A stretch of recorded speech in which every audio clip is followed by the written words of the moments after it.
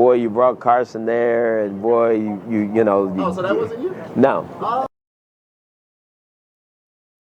And then you fast forward to next week, man. You're on a roll, man. This team's going 4-2. Offense is looking phenomenal. It's looking like the Raiders are about to be, you know, that team that came out of nowhere and, right. you know, led by a minority head coach. And I'm sitting there like everything's lined up perfectly. And then a particular play where Jason Campbell goes to scramble for a first down and ends up breaking his collarbone.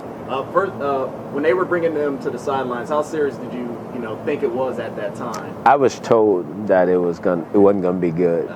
So I was very frustrated and hurt for the team because I thought that was a special team. I thought that team had the makings. It had the grit. It had the toughness. It had been hardened the year before. And it was a tough-minded football team with Jason Campbell. Nothing against Carson. I love Carson like a son. Yeah. But Jason was he became the Piper of the group.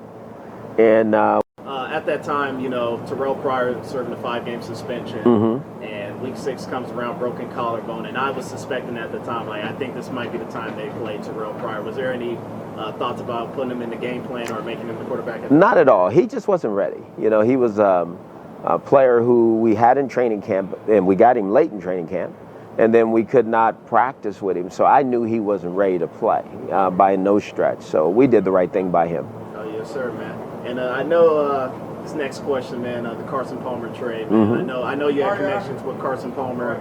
And was it true that you were the one that recruited him to USC? Yes. Oh, yes. Sir? I recruited him to USC, but I didn't recruit him to the Raiders. Yes, that was Mark Davis. A lot of people give me a lot of grief about that. Or, boy, you brought Carson there, and boy, you know. Oh, so that wasn't you? No. Oh. Okay. What it was because of my relationship with him, and like you said, I recruited him to USC, had coached him at USC, and was with him in Cincinnati.